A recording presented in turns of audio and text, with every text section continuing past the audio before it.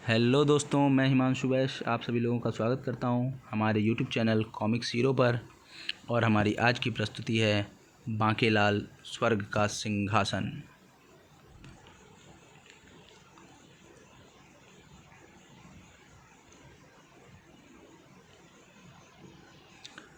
राक्षस पृथ्वी पर ही नहीं, स्वर्ग में भी देवताओं की नाक में दम किए रहते हैं।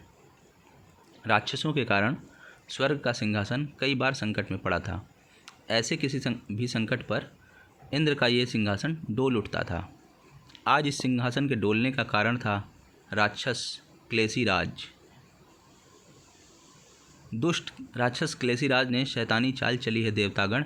यदि वो स्वयं अपनी राक्षस सेना को लेकर स्वर्ग पर चढ़ाई करता तो हम उसके आक्रमण का मुंह तोड़ जवाब देते, किंतु उसने स्त्रियों की मदद ली है और अपनी राक्षसियों की सेना को स्वर्ग पर कब्जा करने को भेज दिया है। हम स्त्रियों के साथ युद्ध नहीं कर सकते, इसलिए हम ऐसा करते हैं तो पाप का भागी बन हमें स्वर्ग छोड़ना होगा। ता फिर हुण अप्पादा की हो।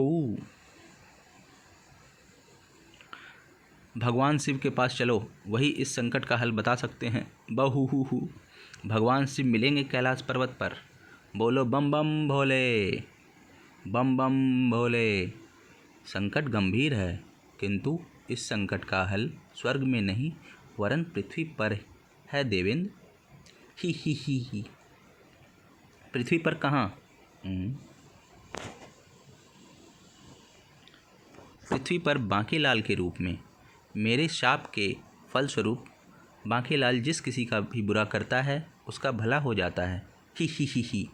केवल बांकेलाल ही उन राक्षसियों से युद्ध कर सकता है, क्योंकि बांकेलाल उनका जो भी अहित करेगा उससे उनका हित होगा। इस प्रकार देवता किसी शाप के भागी नहीं बनेंगे, क्योंकि ना तो उन्होंने स्त्रियों पर हाथ उठाया और ना ही उनके किसी राक्षसी का अहित होगा। ही। बोलो बम बम भोले। वाह! संकट का समाधान पाकर सभी देवता लौट गए, किंतु बांकेलाल को स्वर्ग लाना भी तो टेढ़ी खीर थी। इसका हल मेरे पास है, कृपया अति शीघ्र बताएं देवता। इस समय रात्रि है, बांकेलाल निद्रा मग्न होगा। निद्रा मग्न प्राणी सब समान होता है। हम अपनी शक्ति से बांकेलाल की आत्मा को स्वर्ग लाएंगे और अपना कार्य संपन्न होते ही उसे रात ही रात में वापस पृथ्वी पर उसके शरीर में भेज देंगे। बांकेलाल को यह सारा प्रकरण एक स्वप्न के समान लगेगा। ही। बांकेलाल को तुरंत उस संकट से अवगत करा दिया गया। फिर और हाँ, राक्षसियों की सेना का नेतृत्व 4 बहनें काली, कलूटी और बैगन लूटी कर रही हैं। ही। मैंने बड़े बड़े राक्षसियाँ सीधे कर दिए हैं। मुझे बस एक प्राणी की आवश्यकता है जो आपको गणेश जी के पास आसानी से मिल जाएगा। उसके बाद आप देखेंगे मेरा कमाल। ही। और फिर देवेंद्र, राक्षसियों की सेना स्वर्ग के द्वार तक आ पहुंची है। बांकेलाल, अब तुम्हारा कार्य आरंभ होता है। ही। वो तो मुझे भी पता है। अच्छा, तो मैं चला। देवेंद्र, अगर बांकेलाल असफल हो गया तो पृथ्वी पर सारी आशंकाएं आपके कारण ही पैदा होती हैं। यहाँ तो शंकित ना हो शंकालु देवता, आप व्यर्थ ही आशंकित ना हो। बांकेलाल अवश्य सफल होगा। बांकेलाल अपनी योजना का जाल बुन रहा था। मुझे स्वर्ग बुलाकर अच्छा नहीं किया इंद्र देवता, क्योंकि जब मैं तुम देवताओं का काम करके वापस लौटूंगा तो प्रसन्न होकर तुम मुझे कोई ना कोई वर अवश्य मांगने को कहोगे। मैं तो स्वर्ग का सिंहासन ही मांग लूँगा और तुम्हें देना ही पड़ेगा। ही। सावधान, राक्षसों की सीमा आरंभ। सावधानी हटी, दुर्घटना घटी। ही। काली कलूटी और बैगन लूटी के नेतृत्व में राक्षसियों की सेना स्वर्ग के द्वार पर आ पहुंची थी। ही। अरे काली, हमारी ललकार का जवाब देने के लिए देवताओं ने केवल इस मानव को भेजा है, और वो भी निहत्थे। ही। कलूटी दीदी, इसे तो मैं अपनी दाढ़ में रखकर आती हूँ। ही।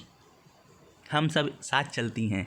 इसका नाश्ता करने के बाद हम सीधे स्वर्ग में प्रवेश करके उस पर कब्जा कर लेंगी। ही। आओ आगे बढ़ो चुड़ैलों, तुम्हारा पाला भी इस बार बांकेलाल से पड़ा है। ही। और हाँ, मुझे निहत्था समझने की भूल ना करना। ये देखो मेरे पास क्या है। ही। ई ची ची ची, मैं हूँ गणेश वाहन मूषक राज, ही। दूसरे ही पल, अरे ये क्या, ये तो मानव स्त्रियाँ हैं। हाँ बांकेलाल, राक्षस क्लेसी ने हमें पृथ्वी से उठा लाया था और उसने हमें जादू से राक्षसी बनाकर जबरन देवताओं से युद्ध करने भेज दिया था और चूहा उसके जादू की काट था। हम चली वापस पृथ्वी पर। तुम्हारा बहुत बहुत धन्यवाद, ही। वो मारा पापड़ वाले को, मैं युद्ध जीत गया, ही। वो मारा बांकेलाल, युद्ध जीत गया, एक मोर्चा फतह कर लिया, अब दूसरे की बारी है। देवता जैसे ही वर मांगने को कहेंगे, ही। बांकेलाल, तुम्हारा बहुत बहुत धन्यवाद। हम सभी देवता बहुत प्रसन्न हैं, इसलिए। अरे भगवान शिव, सावधान इंद्र, इसे कुछ मांगने को मत कहना, इसे चुपचाप वापस भेज दो, अन्यथा तुम्हें पछताना होगा, ही। जो आज्ञा प्रभु, ही। बांकेलाल, हम तुमसे अति प्रसन्न हैं। हमारी सहायता करके तुम भी अति प्रसन्न हो, किंतु अधिक प्रसन्नता भी सेहत के लिए हानिकारक होती है। सुबह होने ही वाली है, तुम्हारे वापस लौटने का समय हो चुका है, हम तुम्हें वापस भेज देते हैं, ही। अरे मगर कोई वरदान भी नहीं दिया। बांकेलाल हड़बड़ाकर उठ बैठा। ये अन्याय है, अपना काम करवा लिया और वरदान भी नहीं दिया। बहू,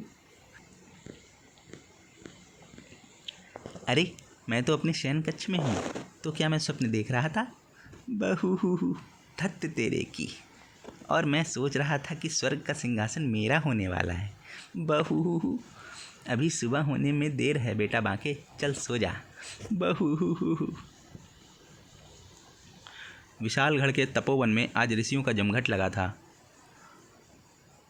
ऋषिवर तपोवन में प्रवेश से पूर्व कृपया अपना परिचय अवश्य देंगे, क्योंकि यहाँ जो सब मिट्टी पलीदाएँ निवारण यज्ञ होने वाला है उसमें केवल ऋषि मुनि एवं साधु तपस्वी ही हिस्सा ले सकते हैं, ही। पुत्र, मुझे ऋषि धोखाचार्य कहते हैं, ही। मैं बचपन में प्रभु ध्यान में समाधि लगाकर बैठा था, वहीं से इस यज्ञ के बारे में सुनते ही सीधा चला आ रहा हूँ, ही। मुझे ऋषि पोपलाचार्य कहते हैं। मेरे जजमानों ने मुझे इतने खीर, हलवा, मालपुआ, गुलाब जामुन, बर्फ़ी, रसमलाई, जलेबी जैसे मिष्ठान खिलाए कि मेरे दांतों को कीड़ा लग गया और मैं पोपला हो गया, ही। अच्छा, जल्दी अंदर चलो और मुझे भी अंदर जाने दो, ऋषि मोचाचार्य को, ही। तेरे बाद मेरी बारी है, ऋषि लखवाचार्य की, ही। मुझे विशालगढ़ में इस यज्ञ की चर्चा थी। मैं सेनापति हूँ, ऋषि खा पी डकार माराचार्य। कृपया मुझे बताएं कि ये सब मिट्टी पलीदाएँ निवारण यज्ञ क्या है। प्रत्येक 12 वर्ष पश्चात शिवरात्रि का आगमन होता है। ये शिवरात्रि 3 रातों तक अपना प्रभाव रखती है।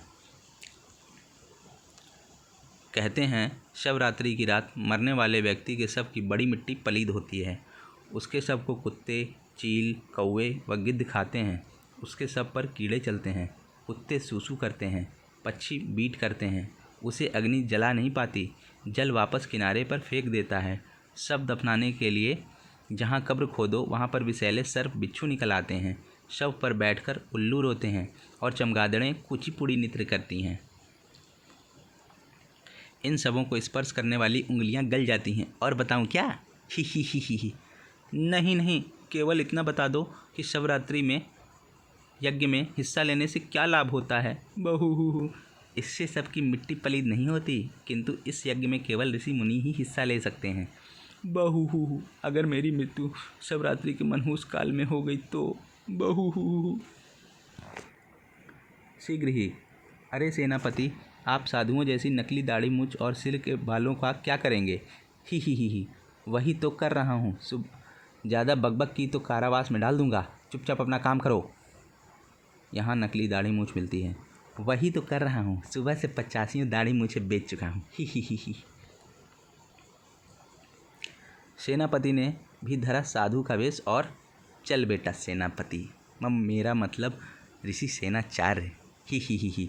मृत्यु का क्या भरोसा, कब आएगी? अगर वो शिवरात्रि में आ गई तो। बहू, ना बाबा ना, मुझे अपने शव की दुर्गति नहीं करवानी।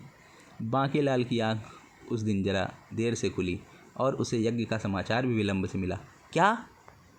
ऋषि सब मिट्टी पलीदाय निवारण यज्ञ कर रहे हैं। इन कमबख्त ऋषियों के शवों की मिट्टी पलित तो होनी ही चाहिए। कमबख्तों ने मुझे बहुत से शाप दिए हैं, बहुत सताया है मुझे। मैं इनका यज्ञ पूर्ण नहीं होने दूंगा। गुर्र ही। बांकेलाल शीघ्र वन के एक विशेष स्थान पर पहुंचा। यहाँ सभी पेड़ पौधे मुरझाए हुए हैं, फल फूल सूख कर झड़ गए हैं, झाड़ियाँ पीली पड़ गई हैं, कोई पशु पक्षी भी दिखाई नहीं पड़ रहा। मैं बिल्कुल ठीक स्थान पर आ पहुंचा हूँ, मुझे यहीं पर मिलेगा। ही। ये तो वही जगह है। बहू। ओह अरे ये क्या, खुर्रा ने मुझे ज़मीन पर पटक दिया। हिन बहू। धड़ाम। बांकेलाल, मैं तेरे साथ पाताल तक भी जा सकता हूँ और नरक तक भी, मगर यहाँ नहीं जा सकता। बहू। हिन ही। भाग खुर्रा, तेरे छोटे छोटे 2 बच्चे हैं और एक बड़ी घोड़न बीवी है। ही। हिन। अरे दुष्ट रुक जा, मुझे अकेले छोड़कर कहाँ जा रहा है। बहू। ही। तू अकेला कहाँ है। ही। मैं भी तो यहाँ हूँ। ही। अरे तू तो बांकेलाल है। ही। बांकेलाल इतने दिन कहाँ था, तुझे मेरी ज़रा भी याद नहीं आई। ही। ओह लंबडिंग, तू है। मैं तो घबरा गया था कि इस जगह पर मेरी गर्दन किसने पकड़ ली। अब गर्दन तो छोड़। ही। तुझे छोड़ा तो तू भाग जाएगा। ही। नहीं, मैं नहीं भागूंगा, मैं तो तुझसे ही मिलने आया हूँ। लंबडिंग का हाथ जलेबी की तरह मुड़ता चला गया। क्या सच? बांकेलाल, अब तो यहाँ कोई भी नहीं आता। पेड़ पौधे फल फूल मुरझा गए, पशु पक्षी भाग गए। अगर कोई प्राणी बचा भी है तो वो या तो मेरी कविताएं सुनकर बहरा हो गया है या फिर पागल। बहू। ब्रोंक। ओह लंबडिंग, पर मुझे कैसा डर, मैं तो बहरा हूँ। ही। ब्रोंक। किंतु बांकेलाल, अब तुम आ गए हो तो मैं अपनी बरसों लंबी कविता तुम्हें आराम से सुनाऊंगा। ही। क्योंकि पहले वन में श्रोता अधिक मिल जाते थे तो मैं शीघ्र कविताएं बनाकर उन्हें ज़बरदस्ती सुना देता था, इसलिए कविताएं छोटी होती थीं। किंतु जैसे जैसे श्रोता कम होते गए मेरी कविताएं लंबी होती चली गईं। ही। ये वाली 6 माह लंबी कविता है। और उधर देखो उस वृक्ष पर, वहाँ 1 बरस लंबी कविता है। वहाँ देखो उस डाल पर, उधर 2 बरस लंबी कविता लिपटी है। ही। वहाँ देखो 3 बरस लंबी और वहाँ 5 बरस लंबी। ही। किंतु मैं यहाँ सारी कविताएं सुनने के लिए 11 वर्ष तक नहीं रुक सकता। बहू। मैं तो तुम्हें न्योता देने आया था, तुम मेरे साथ तपोवन चलो और वहाँ जी भर कर अपनी कविताएं सुनाना। ही। न्योता? क्या सच? वहाँ तो मैं ज़रूर चलूँगा बांकेलाल, किंतु एक छोटी कविता तो मैं तुम्हें अभी सुनाऊँगा और तुम्हें सुननी ही पड़ेगी। ही। इस कविता का शीर्षक है कुत्ते का पसीना। लो सुनो। मुर्गे ने मांग दी, सबने सुनी, मैंने सुनी, तेरे बाप ने सुनी। कुत्ता जोर से भौंका, मैंने सुना, तूने सुना, तेरे बाप ने सुना। गायरम भाई, तूने सुनी, मैंने सुनी, तेरे बाप ने भी सुनी। बिल्ली मिमियाई, मैंने ना सुनी, तूने भी ना सुनी, तेरे बाप ने भी ना सुनी। कौआ काँव काँव चिल्लाया, मैंने सुनी पर तैने ना सुनी, पर तेरे बाप ने सुनी। चिड़िया चहचहाई, मैंने ना सुनी, तूने सुनी, तेरे बाप ने सुनकर भी ना सुनी। ही। कविता खत्म हुई, मैंने सुनाई, तूने सुनी, तेरे बाप ने ना सुनी। ही। दोनों तपोवन की ओर बढ़ चले, मगर तुमने इसका शीर्षक कुत्ते का पसीना क्यों रखा? क्योंकि इसे सुनने वाले श्रोता को पसीना अवश्य आता है। ही। तपोवन में शव मिट्टी पलिदाय निवारण यज्ञ आरंभ हो चुका था। गृहस्थी दुखिया दे ऐसे, टांग जली दिल फटका, जिसने इस फटे में टांग अड़ाई उसे लगा झटका। ससुराल का कुत्ता भी भला हो सबका भला, बोलो सब मिट्टी पलिदाय निवारण। हरे स्वामी लाल हरे, पीले भी हरे, हम मूर्ख अज्ञानी हो तेरा भी मेरा भी भला है। ही। तभी अरे ये क्या, यज्ञ वेदी को किसने उठा लिया? ये दुष्ट कौन है जो यज्ञ में विघ्न डाल रहा है? मैं उसे शाप दे दूंगा।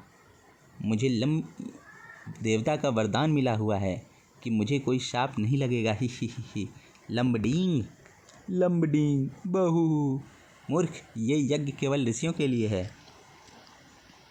तो मुझे कौन सा इस यज्ञ में हिस्सा लेना है? मैं तो बस अपनी कविताएं सुनाकर चला जाऊंगा। ही। और अगर तुमने मेरी कविताएं ना सुनी तो मैं तुम्हें यज्ञ वेदी नहीं दूंगा। ही। यज्ञ की दूसरी वेदी नहीं बनाई जा सकती, क्योंकि इस पर गाय के पवित्र प्रथम गोबर का लेप ही करना होता है, और इस समय किसी भी गाय का प्रथम गोबर नहीं मिलेगा। बहु हमारे पास इसकी कविताएं सुनने के अलावा दूसरा कोई चारा नहीं है। बहु ठीक है लंबडिंग, अपनी कविता तुम फटाफट सुनाओ। तो फिर मैं दूसरा हाथ लंबा करके अपनी पहली कविता यहाँ लाता हूँ। फंस गए सभी ऋषि तपस्वी, क्योंकि शिवरात्रि तो मात्र 3 दिवस की है, जबकि इसकी पहली कविता ही 1 बरस में खत्म होगी। ही। अब देखता हूँ कमबख्त ऋषि यज्ञ कैसे पूरा करते हैं। लंबडिंग ने 1 बरस लंबी कविता सुनानी आरंभ की। आती माया अच्छी लगे, जाई मुसीबत अच्छी, मैं तो पाजामा पहनूं, बच्चे पहने कच्छी, माता का प्यार अच्छा लगे, पिता की डांट भी अच्छी, कहत कबीर सुनो भाई साहब, बात कहूँ मैं खरी की दुनिया 1 नंबरी, तो मैं 10 नंबरी। ही। इसको नहाना हो वो नहा आए, क्योंकि कविता है बहुत लंबी। बाप की औलाद को बेटा कहते हैं, फिर बेटे की औलाद को पोता, कोई दौड़ में घोड़ा निकले, कोई अक्ल में खोता, राम प्यारी का बेटा गुल्लू, शक्ल से बिल्कुल उल्लू, शर्म से भी ना मरे, डूब मरकर चुल्लू, तो बोलो कोई शहरी बाबू, दिल लहरी बाबू, हाय रे पग बांध दिया घुंघरू, मैं छम छम नचदी फिरा, ओए बल्ले बल्ले, एक पंजाबन कुड़ी पटक कर दिल च रखे ले गई ओ सोना सोना, बकरी की मैं तोतो की टैटें, कबूतर की गुटर गूं, चिड़िया की चींची, कि तेरी मेरी एक जिंदड़ी, बता दिल बता तूने क्यों मेरी टांग खींची, बिल्ली की म्याऊं म्याऊं, पिल्ले की क्याऊं क्याऊं। इसकी कविताएं सुनने से तो अच्छा है मुझे मौत आ जाए। बहु ऋषि आंसू मुखी, क्या कह रहे हो? शिवरात्रि योग में मृत्यु मांग रहे हो? मरना है क्या? ही। लंबडिंग को पता ही नहीं है कि हमारा यज्ञ भी चालू है। ही। मैं यज्ञ के मंत्र पूरे करता हूँ। आलू का चालू बेटा कहाँ गए थे? जंगल की झोपड़ी में सो रहे थे, भालू ने लात मारी रो रहे थे, फटा ढोल बाजे ढोल बाजे, फटा ढोल बाजे, ढम ढम ढमन ढहान ढमा के फटा ढोल। अरे इसने अपना हाथ और ऊंचा कर लिया, शायद इसे पता लग गया है। अब हम और ऊपर जाकर यज्ञ को जारी नहीं रख सकते। एक था बुढ़ा और एक थी बुढ़िया, दोनों खंडहर में रहते थे। है ये कहानी बिल्कुल झूठी, मेरे नाना कहते थे। बुढ़िया के बाल सफ़ेद थे, बुढ़े के और भी ज़्यादा सफ़ेद थे। बुढ़िया के चेहरे पर झुर्रियाँ थीं, बुढ़े के और भी ज़्यादा थीं। बुढ़िया की गर्दन ऊपर नीचे को हिलती थी, बुढ़े की दाएं बाएं। बुढ़िया के 34 दांत गायब थे, बुढ़े के और भी ज़्यादा। बंद करो लंबडिंग, अपनी कविता बंद करो। मगर अभी तो मैंने शुरू की है। अरे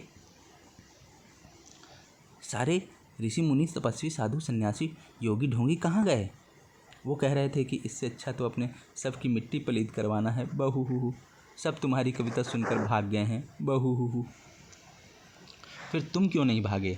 क्योंकि मैं ऋषि लंगड़ाचार्य लंगड़ा हूँ, भाग नहीं सकता। और ये है ऋषि बहराचार्य, ये सुन नहीं सकता। अरे कोई सुन ही नहीं रहा, कोई एक लोटा जल तो ला दो। और मैं हूँ ऋषि लकवाचार्य, मैं भी भाग नहीं सका। बेचारा लंबडिंग, आखिर ऋषियों को भगाने की मेरी योजना सफल हो ही गई। ही। अब वापस महल लौटता हूँ। ही। लंबडिंग के लिए उतने श्रोता ही काफ़ी थे। तो फिर तुम मेरी ही कविताएं सुनोगे। ही। अब तो तुम भी अपने भागने की तैयारी कर लो। हाँ बहु क्योंकि वो देखो, आ गई मैं आ गई। ही। हाँ आओ, अवश्य आओ, मैं नई कविता सुनानी शुरू करता हूँ। ही। माँ ने बापू के सिर पर बेलन मारा, गुस्से में बापू ने माँ की चुटिया काट दी। गुस्से में बापू ने माँ की नाक काट कर उसकी सब्जी बना दी और अपनी सास को खिला दी। खाने के बाद बोली, आलू दो, छेद वाला था। ही। खामोश दोस्तों, मिलते हैं स्वर्ग के सिंहासन के अगले पार्ट में। धन्यवाद।